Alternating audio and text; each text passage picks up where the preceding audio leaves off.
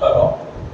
चलिए देखिए, ज्वालामुखी, ज्वालामुखी, ध्यान दीजिएगा। ज्वालामुखी क्या होता है समझते हैं आराम से, ठीक। लेकिन ज्वाला, मान लीजिए ये पृथ्वी है, क्या है? पृथ्वी है ना। अब पृथ्वी का मान लीजिए जो हिस्सा कमजोर पड़ा, उसका जो परत कमजोर पड़ा, वहां से जमीन से आग निकलेगा। क्या निकलेगा? आग। जमीन के अंदर आग ही आग है। क्या है? आग ही आग है। मान लीजिए अगर यहाँ से निकला, यहाँ से फाट गया, यहाँ पे कमजोर पड़ा, यहाँ से फाट के आग निकला, तो जब ये आग जो निकलेगा, आग का जो गोला निकलेगा, ठीक है, ये कैसा फॉर्म में रहेगा? तरल अवस्था। तरल मतलब कि पानी के फॉर्म में, द्रव की अवस्था में रहेगा, ठीक है। तो तरल अवस्था में ये आग निकलेगा। तो जब ये आग जो जमीन के नीचे है, तो जमीन के नीचे है तो इसको क्या कहेंगे? मैग्मा। क्या कहेंगे? मैग्मा। 5 बार बोलो सब, मैग्मा। और जब जमीन के ऊपर आ जाएगा तो क्या कहलाएगा? लावा कहलाएगा। जमीन के नीचे मैग्मा, जमीन के ऊपर जमीन के नीचे ऊपर लावा। अब देखिए जब आ गया, ऊपर आया तो ये लावा कहलाया ना। अब मान लीजिए कि ये लावा अगर छोटा छोटा आकार का रहेगा, कैसा आकार का? छोटा आकार का। मान लीजिए छोटा, जैसे चना के आकार का, तो चना के आकार का रहेगा तो उसको क्या कहेंगे? तो देखिए, मान लीजिए आप लोग बिहार पुलिस का जो तैयारी करते हैं, ठीक, बिहार दरोगा वाले तो ठीक है, बिहार पुलिस का जो तैयारी कर रहे हैं, उनके लिए मेन क्या चीज है कि फिजिकल में स्कोर करना बहुत जरूरी है। स्कोर करिएगा तभी मेरिट बनेगा। क्लियर? तो स्कोर करने के लिए आप क्या खाते हैं? चना खाते हैं ताकि आपका रनिंग अच्छा हो जाए, स्कोर अच्छा हो जाए। तो स्कोर से क्या हो जाएगा? स्कोरिया। यानी कि जो लावा छोटे छोटे आकार का हो जाता है या चने के आकार का हो जाता है, उसको क्या कहते हैं? स्कोरिया। तो चना से याद हो जाएगा ना, चना से क्या हो जाएगा? स्कोरिया। चना के मान जमीन के ऊपर आया तो लावा। और देखिए यही जो छोटा छोटा आकार के ले लिया, छोटे आकार का हो गया, तो इसको क्या कहें? स्कोरिया कहें। क्लियर? अब देखिए, अब मान लीजिए कि पृथ्वी पे खाली स्थल थोड़े है, पानी भी है ना। तो पानी है, मान लीजिए पानी में अगर ज्वालामुखी फूटा या पानी में नहीं भी फूटा, पानी के बगल में फूटा, तो वो गिर के कुछ तो हिस्सा पानी में पहुंचेगा ना। तो जो पानी में गिर जाएगा, पानी में चला जाएगा, तो देखिए उसको क्या कहेंगे? एक चीज बताइए, जमीन पे आप चलते हैं, चलना आसान होता है? आसान होता है ना। लेकिन पानी में चलना कैसा है? टफ है ना, इतना आसान नहीं है। तो यानी कि पानी में जो गिर जाएगा उसको क्या कहेंगे? टफ। उसको क्या कहेंगे? टफ। यानी कि जो लावा पानी में गिरेगा टफ, जमीन के ऊपर रहेगा लावा, छोटा आकार ले लेगा स्कोरिया, और जो जमीन के अंदर है क्या है? ये किस अवस्था में है? द्रव अवस्था में है ना, तरल अवस्था में है जमीन के अंदर, या ऊपर भी निकल रहा है तो तरल अवस्था में है। लेकिन कुछ समय बाद सूखेगा, तो सूखेगा तो परत दर परत बन जाएगा, एक पर्वत के रूप में हो जाएगा। मान लीजिए ऐसे आके गिरा, फिर ऐसे आके गिरा, ऐसे गिरा, इस तरह से आके गिरते जाएगा, अब गिरते जाएगा। अब एक ऊंचाई हो जाएगा, देखिए इस तरह का हो जा रहा है ना, तो एक ऊंचाई हो जा रहा है। और आकार इसका ध्यान से देखिएगा तो शंकु के आकार का हो जा रहा है ना, तो इसको शंकु पर्वत कहते हैं। क्या कहते हैं? शंकु पर्वत। यानी कि जब ज्वालामुखी से किसी पर्वत जैसा निर्माण हो जाए किसी आकृति का, तो उसको क्या कहेंगे? शंकु पर्वत। क्लियर? शंकु पर्वत किसको कहेंगे? जब पर्वत के आकार जैसा या पहाड़ के आकार जैसा हो जाएगा, शंकु के आकार का होगा तो शंकु पर्वत। जमीन के अंदर रहेगा तो जमीन के ऊपर चना के आकार या छोटे आकार, पानी में गिरेगा तो। अच्छा एक चीज बताइए, कई बार क्या होता है आप देखते हैं, जिसे एक बात कहना है, बंदूक से गोली निकलता है, फायरिंग करते हैं, कई बार क्या हुआ कि फायरिंग की है और क्या हुआ? मिस कर गया, गोली नहीं निकला। तो ऐसे ज्वालामुखी में स्फोट तो हुआ, अब लावा ही नहीं निकला, वो अंदर ही जम गया। मैग्मा का वो तो द्रव अवस्था में है, अंदर ही क्या हुआ? जम गया। जब अंदर ही जम गया, बाहर निकलवे नहीं किया, लेकिन यहाँ छिद्र हो गया है। तो जमीन पे आप ज्यादातर देखते हैं पानी है ना, आग और पानी दोनों है, पानी का भी कमी है नहीं ना। तो पानी बाहर जब निकलने लगेगा, तो पानी जब निकलेगा तो कैसा निकलेगा? गर्म निकलेगा ना। क्यों? क्योंकि अंदर मैग्मा है, तो इसमें शॉर्ट के निकलेगा तो गर्म निकलेगा ना। तो ये पानी कैसा निकलेगा? गर्म। आप एक चीज बताइएगा, ठंडा के दिन आप नहाते हैं ना, नहाते हैं तो पानी ठंडा रहता है, उसको गर्म पानी के लिए गीजर लगाते हैं घर में, गीजर से गर्म पानी आता है, तो यानी यहाँ से भी गर्म पानी आ रहा है, तो इसको गीजर कह सकते हैं। तो जब पानी गर्म पानी निकलने लगता है इसमें से तो क्या कहते हैं? गर्म पानी निकलता है ज्वालामुखी विस्फोट के बाद तो उसको कहते हैं गीजर। यहाँ तक किसी को कोई दिक्कत? यहाँ तक कोई दिक्कत नहीं ना। अब यहाँ ध्यान दीजिएगा, अब इसके अंदर जब आग निकल रहा है तो आग निकलेगा तो जनरली आप देखिएगा धुआं, आग निकलेगा तो धुआं, धुआं को और थोड़ा सा यदि कीजिएगा तो आप देखिएगा जलवाष्प, जलवाष्प। तो सबसे ज्यादा ज्वालामुखी विस्फोट होगा तो जलवाष्प निकलेगा। क्या निकलेगा? जलवाष्प निकलेगा, सबसे ज्यादा निकलता है जलवाष्प। उसके बाद आप देखिए carbon dioxide, sulphur dioxide, gypsum. क्या निकलता है? जिप्सम। हाँ, सबसे ज्यादा क्या निकलता है? जलवाष्प।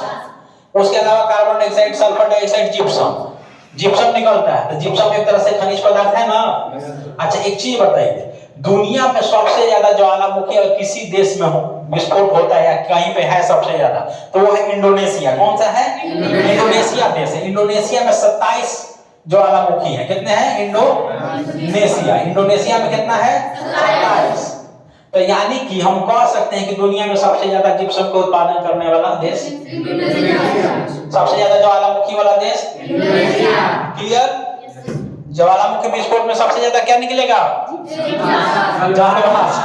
क्या निकलेगा? जलवाष्प निकलेगा। ठीक क्लियर। उसके अलावा कार्बन डाइऑक्साइड, सल्फर डाइऑक्साइड और जिप्सम निकलेगा। यहाँ तक किसी को कोई कंफ्यूजन नहीं ना।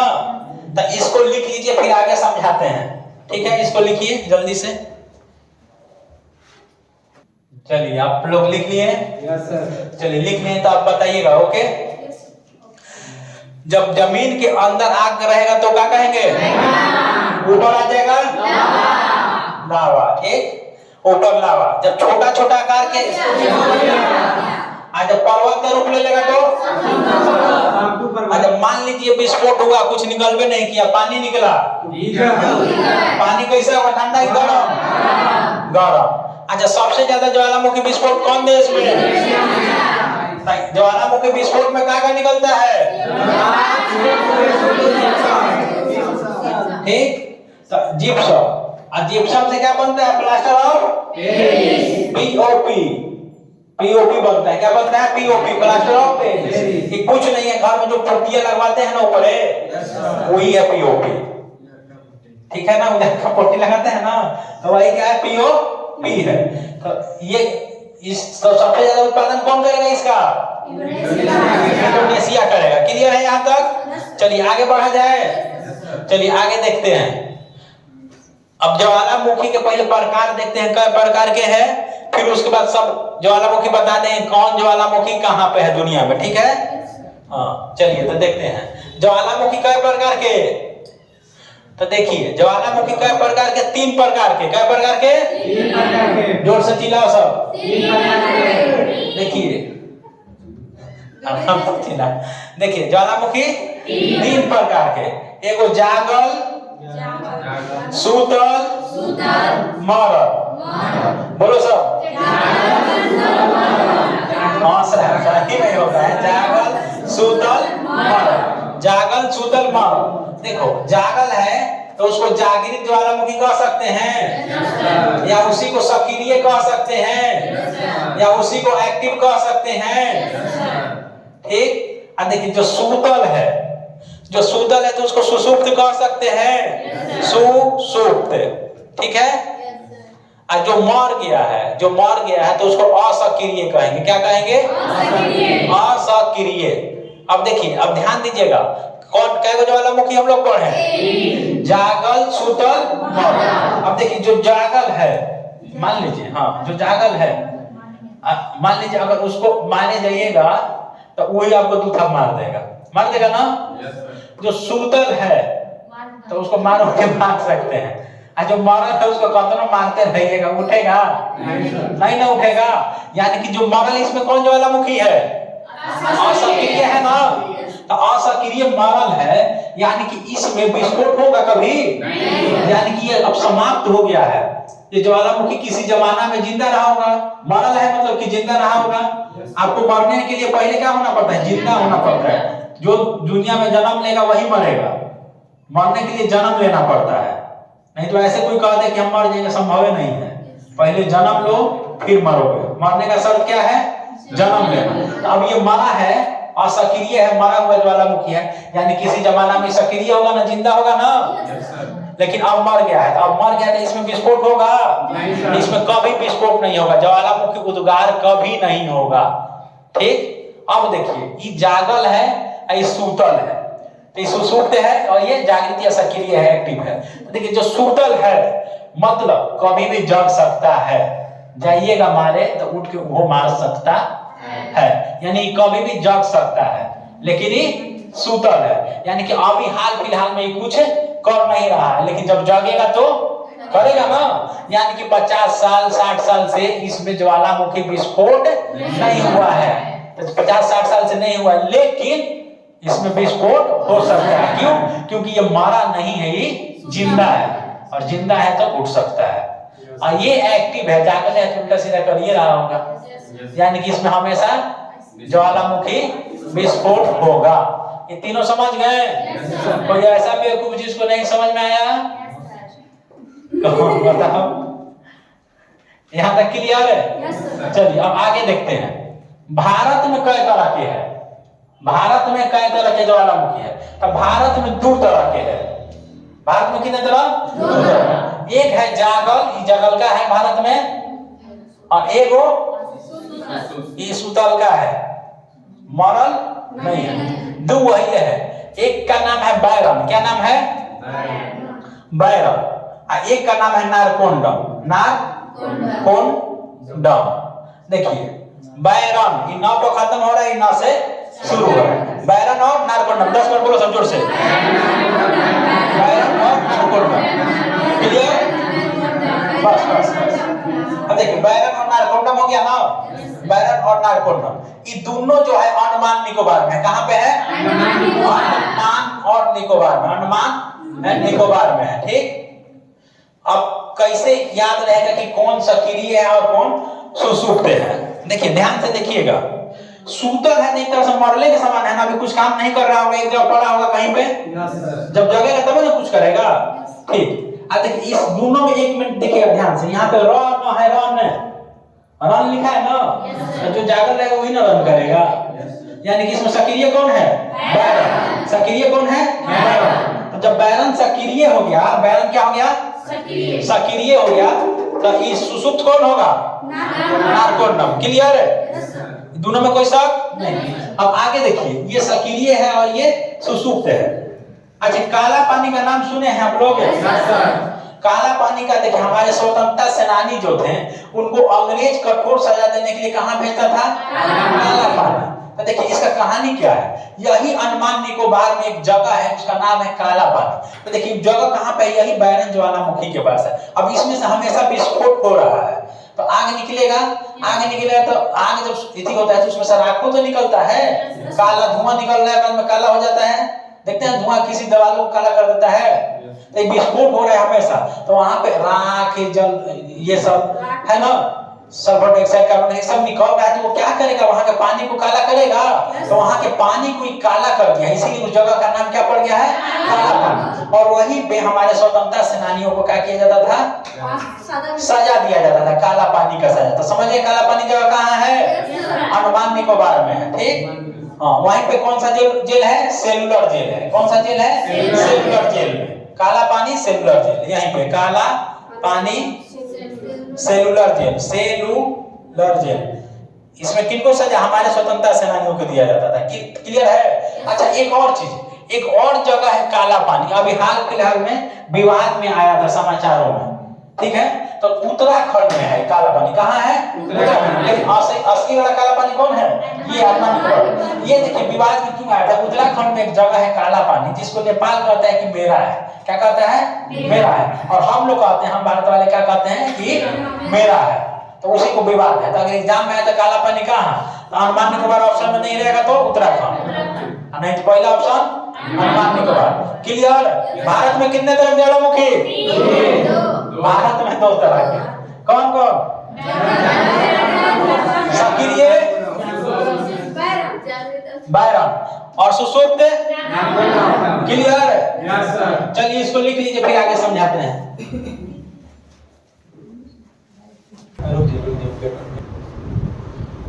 लिख लिए इसको। Yes sir. अब आगे देखिए। अच्छा एक चीज नोटिस कीजिएगा, ठीक है। यहाँ पे नारकोंडम को हम क्या बोले हैं? सुसुप्त बोले हैं ना आप लोग भाई इधर, इसको सुसुप्त बोले हैं। 50 सुसुप्त मतलब क्या है? 50 साल 60 साल 40 साल 50 साल में आप ये कभी विस्फोट नहीं हुआ है। नारकोंडम को कुछ वैज्ञानिकों को मानना है कि इसको अब मृत घोषित कर दिया जाए। क्या घोषित कर दिया जाए? मृत घोषित कर दिया जाए। इसलिए एग्जाम में अगर सुसुप्त ऑप्शन आया तो सुसुप्त मान लीजिए ऑप्शन में नहीं आया, मृत दिया तो मृत भी मान। क्योंकि कुछ वैज्ञानिकों का मानना है कि इसको अब मृत घोषित कर देना चाहिए। मान लीजिए कोई सुतल है, अब उठिए नहीं रहा 10 दिन से, तो समझ रहे हैं ना, कुछ शक है ना, बस वही चीज है। अब देखिए ये ज्वालामुखी विस्फोट जो हो रहा है दुनिया में सबसे ज्यादा कहाँ पे है? बोलिए। इंडोनेशिया में। लेकिन अगर क्षेत्र विशेष देखिएगा, देश नहीं क्षेत्र विशेष देखिएगा, तो सबसे ज्यादा प्रशांत महासागर में। कहाँ पे? प्रशांत महासागर में सबसे ज्यादा ज्वालामुखी विस्फोट होते हैं, महासागर में। देखिए दुनिया का 2/3 ज्वालामुखी विस्फोट कहाँ हो रहा है? प्रशांत महासागर में। 2/3 ज्वालामुखी विस्फोट हो रहा है प्रशांत महासागर में। लेकिन अगर सिर्फ देश की बात करें तो कौन आ जाएगा? यानी कि इंडोनेशिया तो कुछ है नहीं है प्रशांत महासागर के सामने। और उसे भी इंडोनेशिया का लोकेशन देखिएगा तो प्रशांत महासागर के किनारे ही है ना। देखिए प्रशांत महासागर में जो विस्फोट हो रहा है, ज्वालामुखी विस्फोट, तो इस आकृति में हो रहा है। इस आकृति में। किस आकृति में? इस आकृति में ऐसे ऐसे हो रहा है, अपना हल्का गोला हो जा रहा है नीचे में, ठीक। तो इसको रिंग कह सकते हैं, रिंग होता है ना, रिंग ऑफ फायर कह सकते हैं, रिंग ऑफ फायर। हिंदी में क्या बोलते हैं? अग्नि वलय। इसको क्या बोलते हैं हिंदी में? अग्नि वलय। तो रिंग ऑफ फायर या अग्नि वलय का निर्माण कहाँ होता है? प्रशांत महासागर में। क्यों? क्योंकि जब ज्वालामुखी विस्फोट होगा तो अग्नि निकलेगा ना, आगे ही निकलेगा, तो इसलिए इसको रिंग ऑफ फायर या अग्नि वलय कहते हैं, ठीक। कहाँ पे? प्रशांत महासागर में। क्लियर है? तो प्रशांत महासागर में अग्नि वलय का निर्माण हुआ। सबसे ज्यादा ज्वालामुखी विस्फोट कहाँ? प्रशांत महासागर। अच्छा दुनिया में एक ऐसा महादेश है जहाँ पे ज्वालामुखी विस्फोट कोई भी नहीं करता है, ठीक है। तो ऑस्ट्रेलिया कौन सा देश? देश या महादेश कहिए। ऑस्ट्रेलिया देश भी है और महादेश भी है। तो ऑस्ट्रेलिया में क्या है? एक भी ज्वालामुखी नहीं है। क्लियर? ऑस्ट्रेलिया में एक भी ज्वालामुखी नहीं है, याद रखिएगा, ठीक। और सबसे ज्यादा ज्वालामुखी प्रशांत महासागर में। और देश में कौन? इंडोनेशिया। क्लियर? तो जिप्सम का उत्पादन सबसे ज्यादा कौन करेगा? इंडोनेशिया। क्लियर? अब देखिए एक ऐसा देश जहां पे सबसे ज्यादा भूकंप आता है। देखिए ज्वालामुखी तो पढ़िए रहे हैं, भूकंप देख लें, तो सबसे ज्यादा भूकंप कहां पे आता है? जापान में। जापान में सबसे ज्यादा भूकंप जापान में। सबसे ज्यादा ज्वालामुखी प्रशांत महासागर में, जहां पे ज्वालामुखी नहीं ऑस्ट्रेलिया। क्लियर? हाँ ये देखिए, जब इतना चीज देख लिए तो एक चीज और, मरुस्थल। क्या? मरुस्थल। तो मरुस्थल एक भी नहीं है यूरोप में। कहां पे? यूरोप में। देखिए यूरोप में एक भी मरुस्थल नहीं है, ऑस्ट्रेलिया में ज्वालामुखी नहीं है, और जापान में भूकंप ही भूकंप है। जापान में भूकंप ही भूकंप है। यहाँ तक क्लियर है?